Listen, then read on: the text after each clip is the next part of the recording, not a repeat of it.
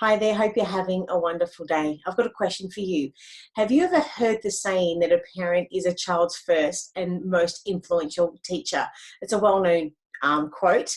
It's actually true, but now with the increasing self-isolation, many Aussie parents are looking for help with preparing for homeschooling and remote learning.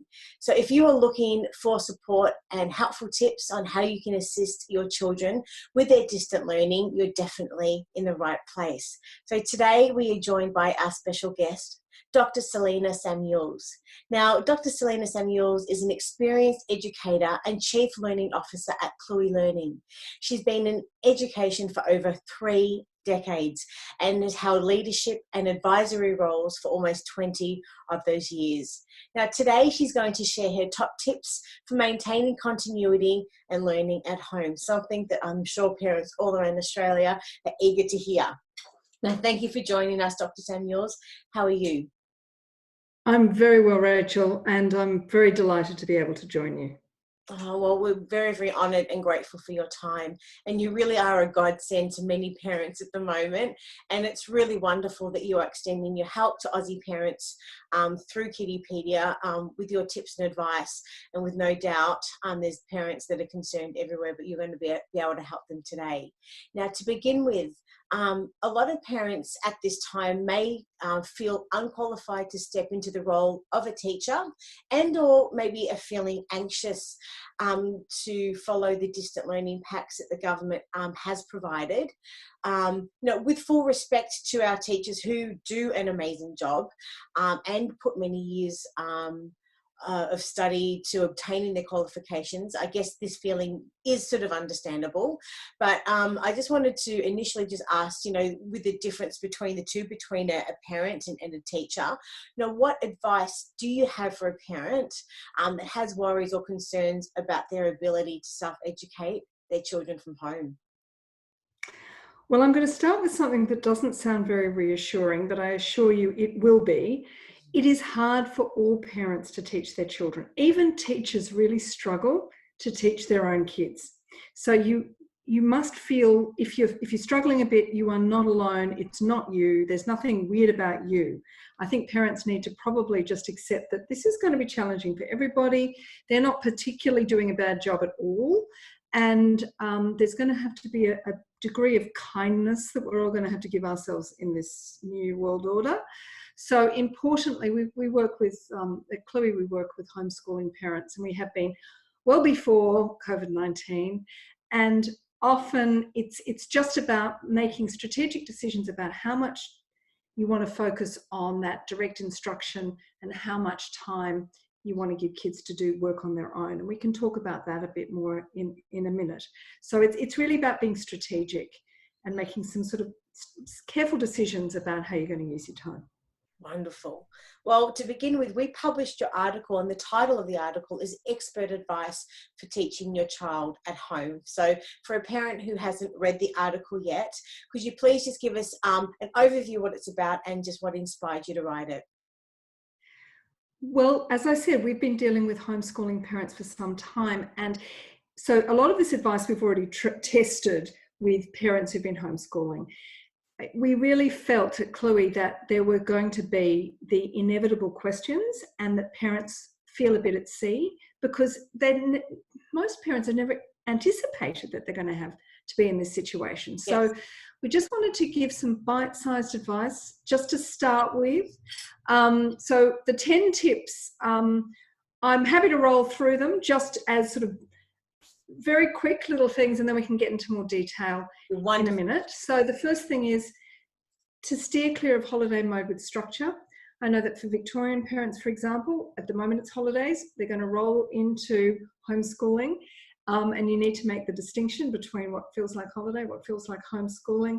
The important thing is to start with some structure, start the day, start the learning day at the same time as kids start their learning day when they go to school. So it's about signaling a distinction. Yep. The second thing is to be learning space ready. And by that we mean actually specify and delineate space for learning. Even if it's a kitchen table, make sure that it isn't in the middle of the milk and the cereal and all those other things, so that you know that that's learning space. The third thing, set the tone. Now, a lot of schools are saying that kids should be working in their school uniform. I think that's a challenge. I think that's going to be a fight, and I'm not sure that any parent wants to fight anything they don't have to fight, just out of pajamas. That's a good start. Clothes are good. Screen time is not the enemy is tip number 4. And by that we mean there is a difference between using the screen for learning and communication and using it for games. Here we are, Rachel, you and I are talking to each other via Zoom.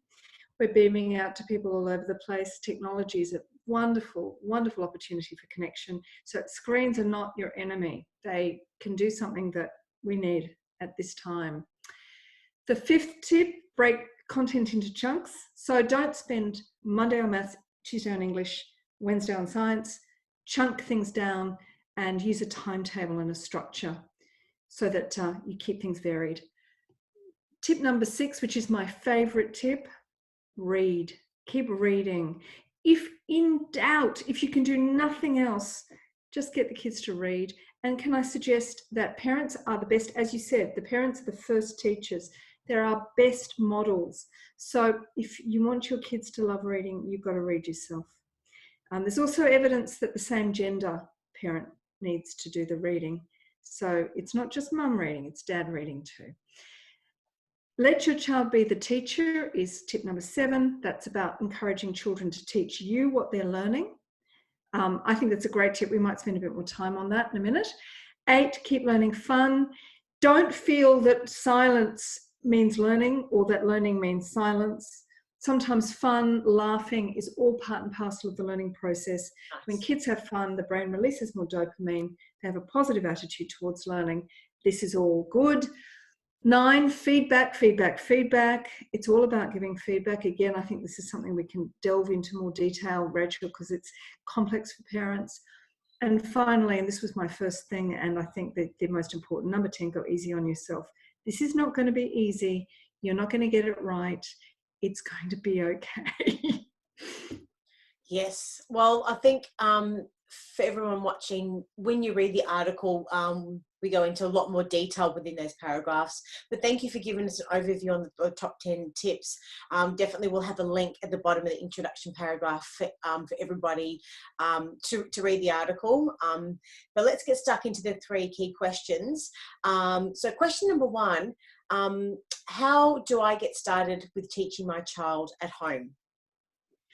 Well, good question. The first thing is, I think you've got to set the tone, as I said. So if we're talking about how do I get started, day 1, homeschooling, start the same time as kids start school. They'll still get a lie-in because there's no commute, so you don't need to fight that battle. Make sure everyone's dressed, make sure everyone's had their breakfast and all those sorts of things, because you need to make it clear that this is a bit different from holiday, and this is probably a bit different from any other way that you've been at home together as a family. So it's important to have that distinction. And it is probably, for many parents, they're going to be working at the same time as kids are going to be learning. Yes. So it's about setting up the workspace so that you are there and they are there, and that you can actually shift focus from work to them quite quickly. I think I don't think there's a problem with doing that. If you have the luxury of everybody having a study in a separate room, that's terrific. But I actually would suggest that certainly for younger children, I'd have them, even if they have a desk in their bedroom, I'd have them in the public space so that you're all working together, because they're going to get lonely, and you're going to you'll have a better eye on what they're actually doing. So it's about setting up that space and that environment and that atmosphere that is focusing on learning. And I would be definitely prepping them the night before. So don't throw them in. I do a lot of discussion about this, a lot of preparation, and making sure that you co-construct some of it. So I wouldn't just say, this is what we're going to do. I'd certainly say, so I think we might do it this way. What are your thoughts? And incorporate some of their advice, because them helping to drive this is going to make life a lot easier. And with Cluey, I mean, you've been, as you've mentioned, coaching parents for some time with homeschooling. What sort of challenges with these tips have you found, and throughout your career so far, that parents generally sort of encounter And what are the most like general ones that they sort of Yep. hit roadblocks? It's a good question. I think for a lot of parents, they just don't feel confident, particularly with those fundamental building blocks of education, that numeracy, literacy, maths, English, those fundamentals which we know are so very important. I think parents feel that they're not necessarily well equipped to teach that. We find, Chloe, that a lot of our parents now and before have been looking for maybe 1 or 2 hours of that kind of direct instruction from us, so that they can actually relax a little bit, because they may feel much more confident doing the more the more general knowledge kind of support with geography and history and even science, and they feel more comfortable with that, but they feel that they could get the maths and English wrong. So that's where certainly we can provide support, and there are other providers who can provide that kind of support. And it takes a lot of pressure off parents, because they don't feel that they know how to teach fractions or how to teach algebra or how to teach essay writing. And those, we do know that those are key. And I think there's been a certain amount of concern that without those, kids are going to have gaps. Yes. Well, let's get stuck into question number 2. How long should a parent be expecting to homeschool their children each day? Okay, good question. First up, I don't think parents should be seeing this, particularly for younger kids, as being a 5 or 6 hour through a screen experience for their children. Not like school. I don't think that teachers are going to expect to do that. It will be very difficult to maintain that degree of focus.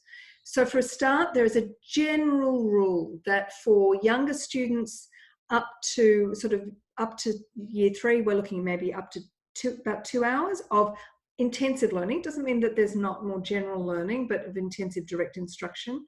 For our senior students in years 11 and 12, that might stretch out to 6 to 8 hours. Because they've got high stakes. It's high stakes for them. We might talk about them a bit in a minute. But so it's not that you as a parent teacher are going to be doing direct instruction for 5 or 6 hours for every child. So you need to intersperse. You might, if you think about everything in hour blocks, and that hour is made up of 3 20-minute sections. For younger students, they're going to possibly do 20 minutes with a break and another 20 minutes.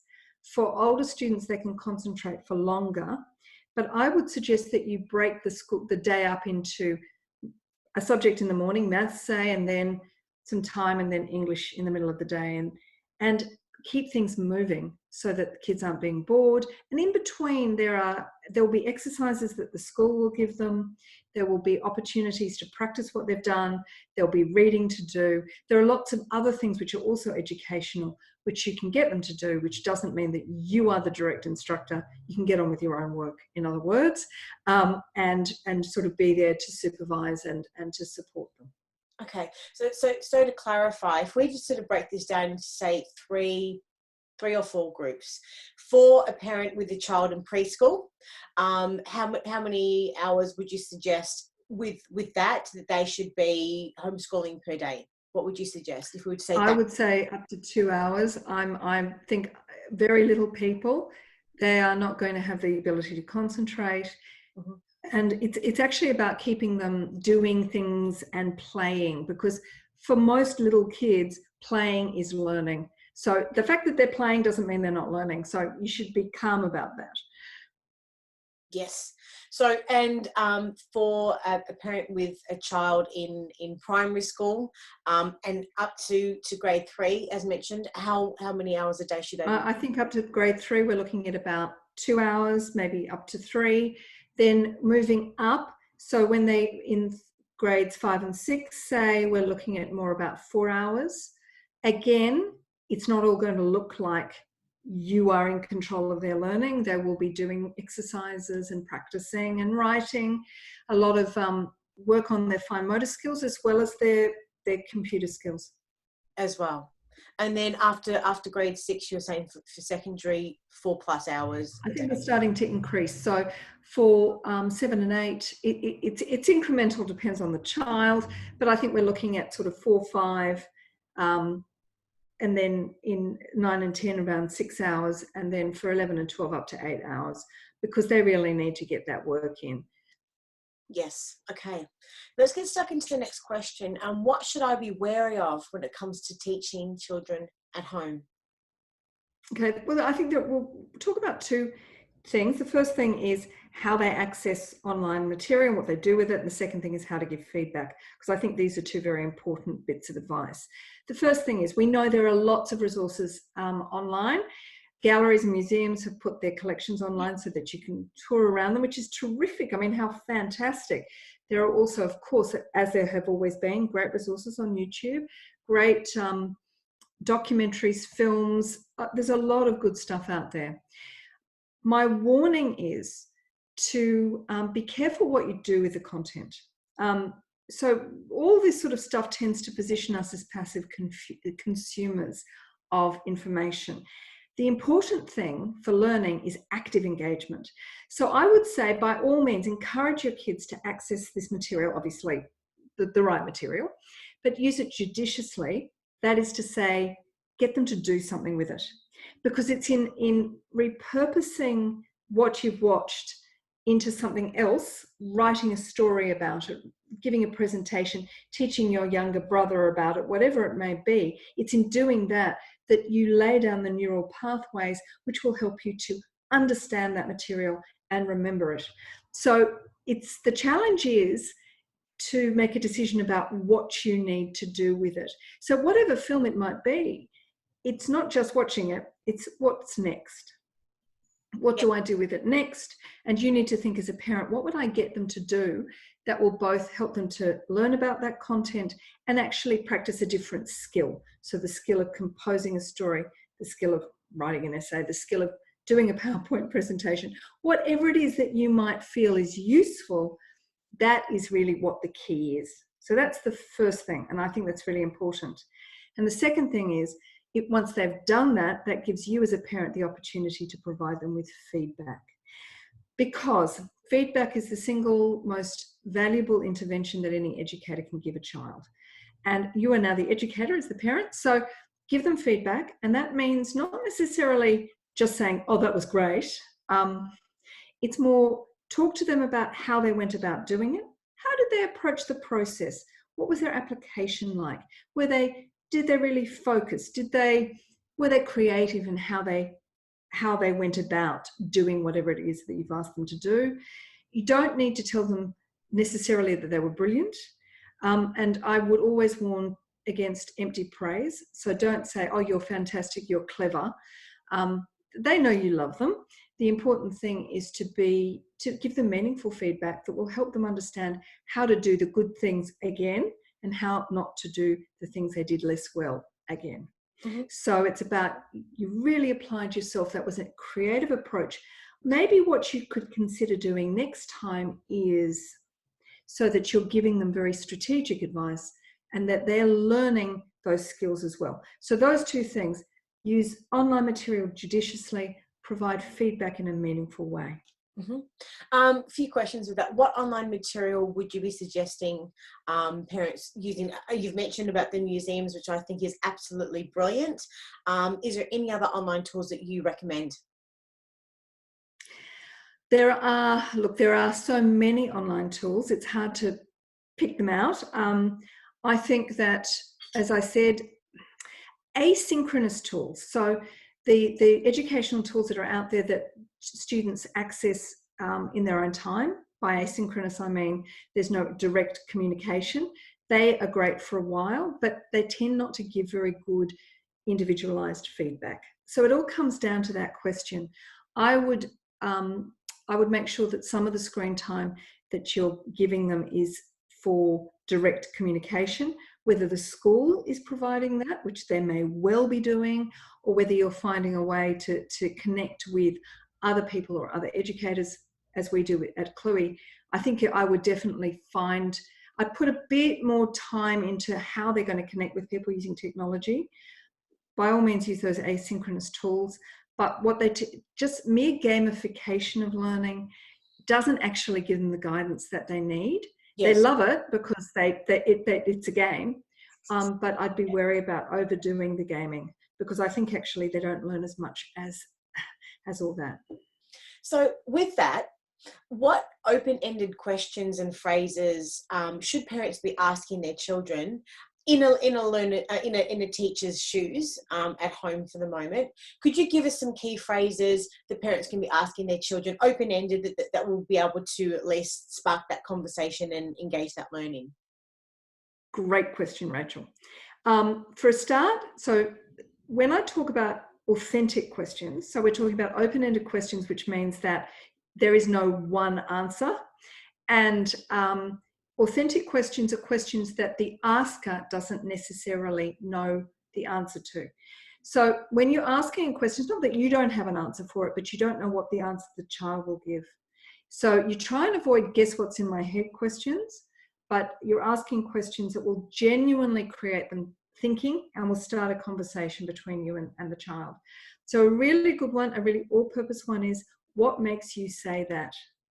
So when a child answers a question, so they may say something, definitely what makes you say that will make them think about the process that they went through to come up with that answer. So what makes you say that? Why do you think they have done that? So when you're watching a film together or reading a story, why do you think the character has done that? Because there's no one answer to that. I mean, every child will answer differently. And I think also it's, what did you feel? What did that make you feel? These are very personal questions, and there's no right answer. And the real secret is it's giving kids the skills to articulate their thinking. And that in the end is really powerful. Yes. So with that, outside of the national curriculum and the distant learning, what else do you recommend that parents can be doing to spark that learning for their children around the home in isolation? I think around the home, yes. So we've got books. I'm going to keep talking about books, but reading is really important. The other thing is that the kitchen has all these wonderful things in it. All those ingredients, cooking together, basic chemistry lessons, following recipes, really good. It seems to adults to be really obvious, but that process of understanding that one thing, the causal connection, that you have to follow things in an order, is really powerful. And I think, to be honest, it's just a great way of bonding with your kids. I remember the cooking lessons that my mother gave me, and I think it's a wonderful way of teaching kids how to be systematic, and how to clean up after themselves, how to be part of a community. We're going to be relying on kids to carry their weight a lot more around the house, because we're all going to be jammed together. And these are really valuable life lessons. We are teaching them that may not have direct academic connections, but are really valuable nonetheless. So I would take every opportunity to communicate with your kids and talk with them about things. And doing things like cooking together is a great opportunity for those shoulder-to-shoulder conversations. We know that kids are going to be feeling anxious and a little unsettled, and you want to give them the opportunity to talk through how they feel, but you don't want to do that in a way that's too direct, too focused. You don't want to freak them out. So the best way to do that is when you're doing something else. So cooking together, shoulder-to-shoulder conversations can be really powerful. Mm-hmm. And is there anything else in your time at Cluey, in your time in the industry, that you have encountered that we haven't shared today that's going to be useful tips for families at this time? Is there anything else that we've covered? Haven't covered, that we could share? Look, I think, as I said, we've been working with parents for a long time, and I think we're seeing that for a lot of parents, they're not going to be able to do it all themselves. They shouldn't expect to be able to do it all themselves. We can support. I would also suggest that for parents to connect with each other. Maybe share some of the responsibility to do that direct instruction, and get kids in together, working together. We have small group courses and programs for kids, and that's great because they're going to feel pretty lonely. They're used to working together at school, and they're going to be on their own. And so working together as a small group is a great way to maintain those sorts of peer connections, which is something also that they're going to be craving, I think.